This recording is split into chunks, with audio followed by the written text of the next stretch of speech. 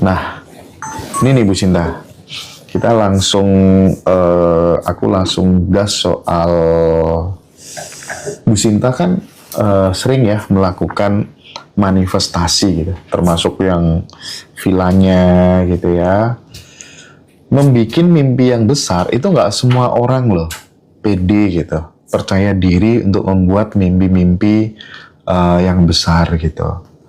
Apa sih yang membuat kita itu benar-benar bisa percaya diri untuk menciptakan mimpi, terus kemudian membiarkan mimpi itu sebagai sebuah keputusan, oke, aku akan raih mimpi itu, terus kemudian biarin dia stay di pikiran dan perasaan kita, supaya kemudian nanti bisa, ketika udah masuk di subconscious mind, nanti bisa geser ke tindakan, dan akhirnya realita pun juga berubah gitu. Nah, bagaimana memunculkan rasa percaya diri itu gitu?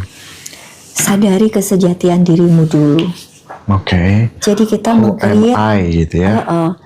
Meng-create diri kita itu, meng-create realita itu adalah siapa diri kita. Ya kan? Kalau kita menyadari bahwa kita cuman hanya setubuh ini, ya kita begitu kecilnya dan kita akan memiliki begitu banyak keterbatasan. Oke. Tapi ketika engkau menyadari kesejatian dirimu adalah Tuhan itu sendiri yang hadir di dalam dirimu, dan Tuhan ini meliputi segala sesuatu, maka yang ada adalah Anda adalah entitas tanpa batas. Sederhananya saya ibaratkan ini adalah gelas Anda, ini adalah wadah Anda atau tubuh Anda. Ketika kesadaran Anda tertutup, maka ruang yang bisa Anda gunakan hanyalah sebatas gelas ini, sahabat. Tapi ketika kesadaran Anda terbuka, maka ruang kosong di dalam gelas ini sama ruang kosong di luar gelas ini tidak bisa dibedakan. Artinya apa? Kita adalah bagian dari semesta tanpa batas. Itu. Jadi Anda mau memanifestasikan apapun sebenarnya itu akan bisa menjadi realita ketika Anda menyadari bahwa Anda adalah bukan tubuh ini yang amat terbatas. Anda bukan pikiran-pikiran Anda, tapi Anda adalah bagian dari semesta tanpa batas, atau bagian dari Tuhan itu sendiri yang tanpa batas, yang begitu besarnya. Nah, cuman seringkali kita harus hati-hati di sini. Anda mungkin bisa saja mendapatkan semua apapun yang Anda inginkan dalam hidup ya, menjadi realita dalam apapun yang Anda impikan, yang Anda inginkan menjadi realita dalam hidup Anda bisa. Tapi kalau itu tidak Anda sandarkan pada kesejatian diri Anda bahwa saya hadir di sini untuk apa, maka ketika Anda mendapatkan itu semua, pasti yang terjadi adalah Anda merasa empty, kering, gersang. Itu gitu loh. Anda mungkin bisa kaya raya, uang tuh berlimpah, tapi to be honest, di dalam diri Anda akan kering. Terus bagaimana menemukan jalan dharma itu tadi? Yang ada adalah Anda menyadari bahwa kita di sini untuk apa. Itu gitu. Jadi saya bilang, saya punya villa. Sedikit pun saya tidak pernah merasa bahwa itu villa saya. Saya begitu hebatnya bisa memiliki villa yang begitu indah. Di situ terbangun kamar-kamar, di situ ada sungai di belakangnya. Saya tidak pernah merasa bahwa itu milik saya. Tapi saya merasa bahwa itu adalah bagian dari peran saya untuk memberi kebahagiaan, kedamaian, menjadi jalan pencerahan untuk banyak orang berproses di situ. Itu hanyalah sarana saja. Di situ saya merasa penuh. Gitu loh. Saya pernah mengalami fase di mana uang tuh ngalir aja gitu loh. Ibaratnya apapun yang saya inginkan tuh dapat gitu loh. Tapi saya tidak tahu jati diri saya yang sejati. Yang ada saya dapat duit berlimpah, rekening keluar masuk terus. Tapi di dalam empty. Itu gitu loh. Jadi hati-hati, itu tipis banget. Sekarang Anda tanyakan, Anda pengen kaya buat apa? Kontemplasi dong kuncinya. Yes, kalau lagi kontemplasi yang melibatkan pikiran atau melibatkan rasa, itu dua hal yang berbeda. Seringkali orang masih merenung, dia mending, tapi ininya masih ribut gitu loh. Justru ketika kita kontemplasinya dalam menyatu dengan Tuhan, ini diam, justru harus diam. Tidak lagi ribut, tidak lagi menganalisa, tidak lagi berpikir, tidak lagi merenungi dan sebagainya, tapi justru totally silence. nih aspek pikir nih, aspek mental kita harus diam, sehingga yang ada adalah kesadaran Tuhan yang hadir. Oke. Itu kalau udah sampai seperti itu, apapun yang Anda inginkan itu jadi kenyataan deh. Karena basisnya udah nggak kekurangan lagi ya Bu Sinta ya. Yes, kita gitu udah loh. tahu bahwa bahan bakar kita adalah Tuhan itu sendiri. Yes. Bahan cetakan kita, bahan baku kita gitu ya. Sejatinya diri kita itu adalah Tuhan sendiri. Jadi saya apapun tuh saya berdoanya tuh indah.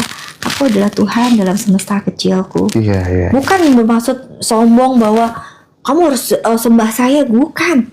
Tapi justru saya merasa diri nol dan I'm nothing. Iya. Kalau Anda masih merasa diri Anda ada, eksis, ya Anda tidak akan pernah menemukan Tuhan.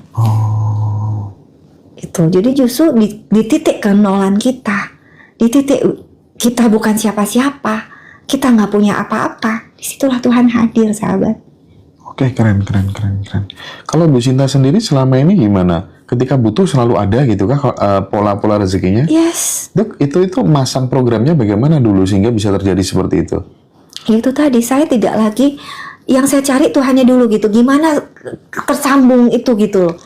Bukan lagi saya yakin bahwa ya kalau Tuhan hadir emang dia nggak tahu kebutuhan kita. Iya. Emang tidak tahu bahwa kita hari ini butuh apa gitu. Emang Tuhan tidak tahu bahwa kita hari ini sakit gitu. Iya. Untuk apa Anda meminta lagi? Saya terus terang Mas sahabat semua udah dari tahun 2010 gitu ya, tuh usia saya masih berapa itu ya, itu saya sudah berhenti berdoa gitu loh. Berdoa dalam konteks meminta ya, bukan untuk sombong bahwa sombong amat berhenti berdoa gitu, bukan. Kita selama ini berdoa dalam konteks meminta gitu loh. Meminta terus ngatur-ngatur Allah gitu loh. Ya Allah, berikanlah aku ini, berikanlah aku itu, ya Allah, bukakanlah hatiku. Saya di camp saya ajari, ganti doa, redaksi doa Anda. Terima kasih Tuhan, ganti dengan syukur. Terima kasih Tuhan, tubuh saya sehat. Ketika Anda berdoa, ya Allah, berikanlah aku kekayaan misalkan, sudah pasti Anda di dalam tuh merasa miskin, merasa tidak punya uang. Benar. Ketika Anda berdoa, ya Allah, beri aku kesehatan, kesembuhan, sudah pasti Anda merasa sakit. Dan Allah itu tidak mendengar kata-katamu sayang. Yang Tuhan dengar itu adalah rasamu.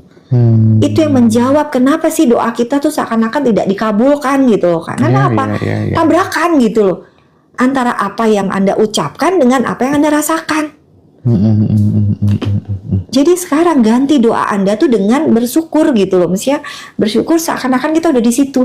Seakan-akan kita udah di situ gitu ya. Terima kasih Tuhan, villa ini milik saya. Terima kasih Tuhan, tubuh saya sehat. Walaupun hari ini Anda sakit misalkan, terima kasih. Konsep bersyukur udah jelas juga bahwa jikalau engkau bersyukur maka nikmatmu akan gue tambah. Iya. Itu di dalam Al-Quran ada loh. Tuhan sesuai prasangka hambanya. Yes, Tuhan sesuai prasangka hasil hambanya. Jangan ngatur Tuhan deh.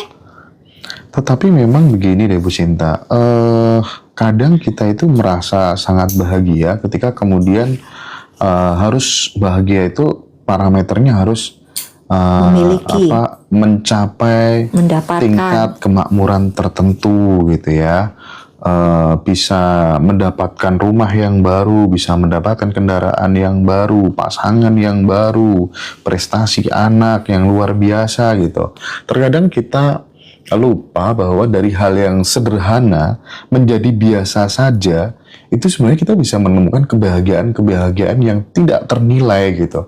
Nah, tipsnya apa sih gitu supaya kemudian habis makan gitu, misalnya kita nyuci piring sendiri, merasakan gemericik air, kita bisa menemukan rasa syukur dan bahagia tak terhingga sebagai seorang suami misalnya itu, supaya nggak terlalu jauh gitu menemukan kebahagiaan itu gimana Bu? Itulah the power of no tadi, sahabat semua gitu. Itulah the power of no, menyadari bahwa di sini saat ini tuh siapa sih yang hadir. Makanya kalau kita sudah sampai pada rasa tersambung terus ke Tuhan itu, ke Allah, ke Roh Kudus, ke Roh Tuhan yang hadir di dalam diri kita sepenuhnya. Ada nggak sih yang namanya galau itu? Ada nggak sih namanya kecemasan, kesedihan? Itu kan semua gerak pikiran kita, kerja pikiran kita yang itu harusnya tunduk gitu loh. Bukan kita dikendalikan oleh dia, tapi kita justru mengendalikan pikiran-pikiran kita. Tersambung. Gimana caranya Bu Sinta? Sederhana, saksikan terus. Saksikan, be face to face with your mind. Oh, saya lagi marah. Oh, saya lagi ini. Oh, saya lagi itu. Saksikan terus. Ketika itu Anda latih terus-menerus 24 jam, sahabat, Anda berjarak dengan diri Anda. Anda berjarak dengan emosi-emosi Anda. Dan di dalam keberjarakan itu nanti akan terpisah. Anda akan bisa merasakan Tuhan hadir sepenuhnya. Ketika kita sholat, ketika kita melakukan sesuatu, itu yang sholat kita lihat, yang sholat itu tubuh kita. Tapi hakikatnya, yang sedang sholat, yang sedang nyambung itu adalah jiwa di dalam diri kita. Di situ Anda akan merasakan indahnya sholat, sahabat. Nggak hanya jengkang-jengking, mohon maaf, hanya sekedar menggugurkan kewajiban. Senam gitu ya. Kalau sudah sampai di situ, mau yang datang adalah kekecewaan, kesedihan, kita tetap bisa merayakannya gitu ya, Bu? Yes. Oke. Itu kan semua hanyalah bentukan pikiran. Kecewa, sedih, itu kan hanya kita yang sedang memaknai menjadi itu gitu loh. Kita menjadi lautannya bukan ombaknya gitu ya. Ya. Jadi langitnya bukan awannya gitu. Betul. Ya, Bu ya. Oke. Menarik sih itu. Sehingga kita nggak gampang kecewa jadi orang gitu. Dikit-dikit ketika kemudian dirugikan gitu ya, ditipu gitu ya, kecewa gitu, nggak produktif lagi gitu. Oh, kamu kok nggak nurut sih sama aku, gitu iya, kan. galau gitu ya. Wah, ini ilmu-ilmu seperti ini memang harus ditransformasikan ya, khususnya bagi teman-teman generasi muda begitu ya, biar nggak gampang ya terbawa oleh pikiran-pikiran, sampah-sampah pikiran yang membuat kita menjadi tidak produktif gitu. Baik Bu, ada 2 pertanyaan di segmen ini yang kaitannya sama buku tersebut, Bu. Rambut rontok, itu pesan cintanya apa, Bu? Apa ya? Banyak tekanan yang kita pikirkan sehingga dia panas gitu kan, sehingga dia rontok kayak gitu loh. Jadi, itu kalau ketombe sama nggak sih? Nggak ya? Ketombe itu lebih ke apa namanya, merasa diri kotor kayak gitu loh. Pikiran ini rasanya kotor, ini gitu yang tidak bisa kita bersihkan gitu loh. Kita tahu itu ada gitu dalam diri kita, tapi kita tidak bisa membersihkannya gitu loh, sehingga berarti Kalau saya kembali ke rambut rontok tadi kan ya, secara pemahaman mainstream, rambut rontok itu kan juga dipengaruhi oleh karena terlalu banyak mikir gitu ya, pressing gitu ya, terlalu banyak tekanan gitu ya Bu, kira-kira ya. Nah, itu untuk menormalkan kembali bagaimana Bu? hadapi one by one aja hari ini. Ya hadapi hari ini, besok gak usah dipikir. Kayak orang naik angkot itu loh, sahabat, hari ini bayar, besok gratis. Besok naik angkot lagi ya bayar lagi, udah sederhana itu. Kalau rambutnya berubah, apa pesan cintanya dong? Kalau belum waktunya tua, maksudnya masih muda gitu kan, banyak sahabat-sahabatku yang usia baru 30 gitu ya, udah putih semua gitu. Sama, terlalu banyak dipikirin. Jadi dia kehilangan energi gitu loh untuk pigmen melaminnya itu jadi hilang kayak gitu loh. Tapi sekarang kan udah banyak ya sampo yang untuk menghitamkan rambut gitu kan. Itu kan artifisial semua.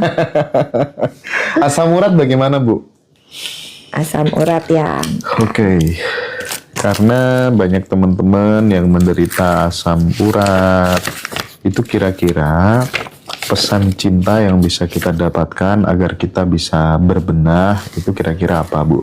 Asam urat itu adalah ada kebutuhan besar untuk mendominasi.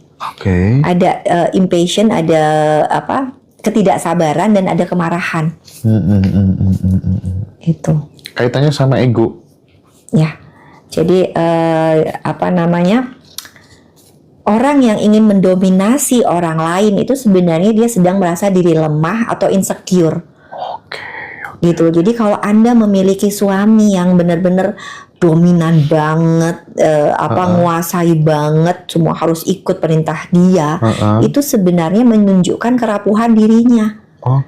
Gitu. Jadi dia merasa diri kecil, merasa tidak aman, merasa tidak secure gitu, sehingga merasa perlu menegakkan dominansi atau kekuasaannya itu.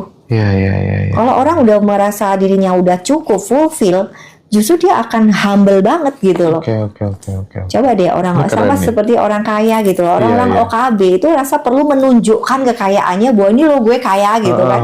Orang kaya yang beneran itu malah pakai celana pendek, pakai rok kaos Betul. jelek biasa aja gitu loh.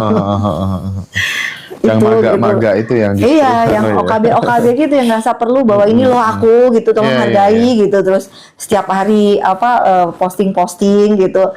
Aku di sini, aku di situ, makan Iya ini, sih. makan itu, beli ini, beli Iya. itu gitu. Itu sebenarnya sedang butuh pengakuan. Iya, aku banget ya, masih sering terbawa gitu ada.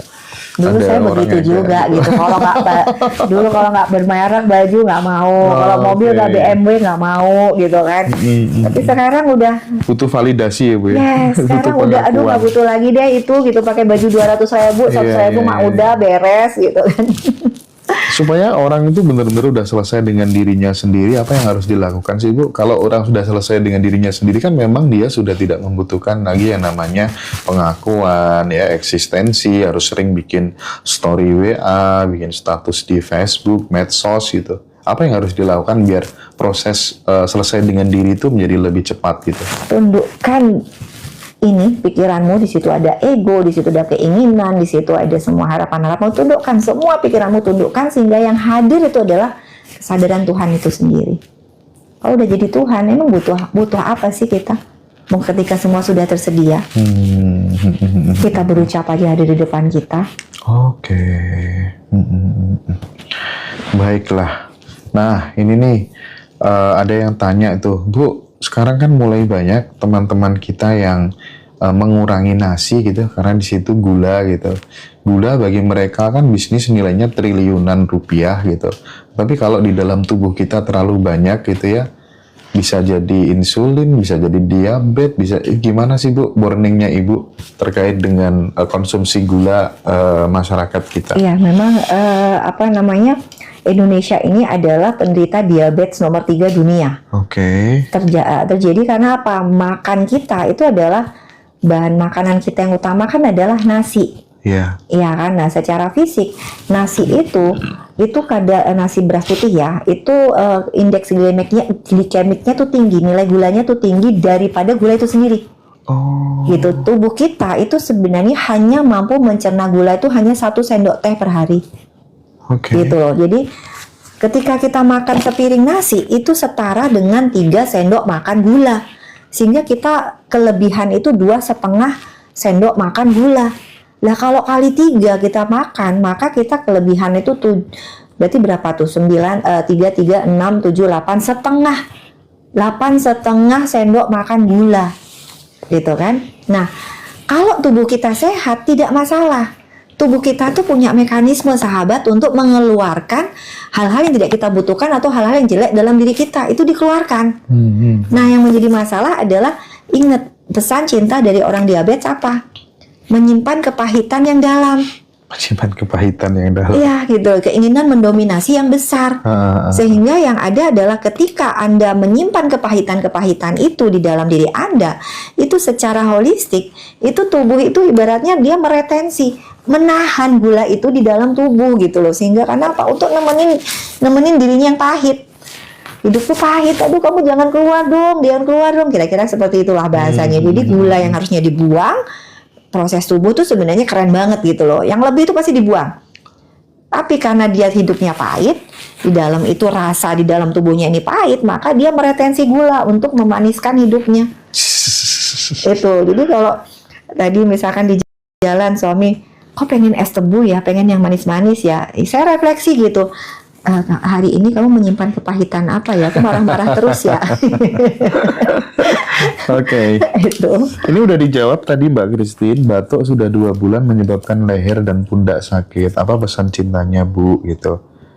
Tadi batuk kan apa? Memendam. Sesuatu yang ingin diungkapkan nggak bisa Iya. keluar gitu. Ibaratnya barking, dengerin aku dong gitu. Biar sembuh ya itu disadari, diterima dulu begitu ya. Terus diobati Bu. Iya. Disadari, diterima cukup atau perlu diobati Bu? Seringkali kalau kita ngerti caranya, nggak butuh obat yang diminum maksudnya. Nggak butuh obat Nggak yang butuh diminum. obat yang diminum. Wow. Oke. Ini ilmu baru dari Bu Sinta, keren banget. Tadi teman-teman yang tanya soal bukunya udah ku tulis ya. Nomor Ada handphone. semua nih, kekuatan penyembuhan di depan nih. Kekuatan penyembuhan sudah Tuhan titipkan pada diri kita sempurna, sahabat. Nah, Jadi sebenarnya kita tuh, tubuh kita tuh sangat sempurna. Jadi kalau sakit itu seharusnya tubuh bisa nyembuhin sendiri dong. nah, Kita aja yang belum tahu konsep self healing ini. Hanya perlu kita banyak belajar kalau gitu kan. semua orang paham konsep self healing ini, rumah sakit nanti Tutup. hanya menampung orang-orang yang kecelakaan dan melahirkan saja gitu ya. Iya. Karena sakit apapun bisa kita sembuhkan dengan kekuatan pikiran, keyakinan, termasuk dengan rasa tadi. Kita bisa berbicara dengan tubuh kita ya Bu ya. Betul. Oke deh, keren. Sekali lagi yang mau pesan buku silakan hubungi nomor yang udah disematkan itu. Thank you teman-teman semuanya. Makasih Bu Sinta. Terima kasih.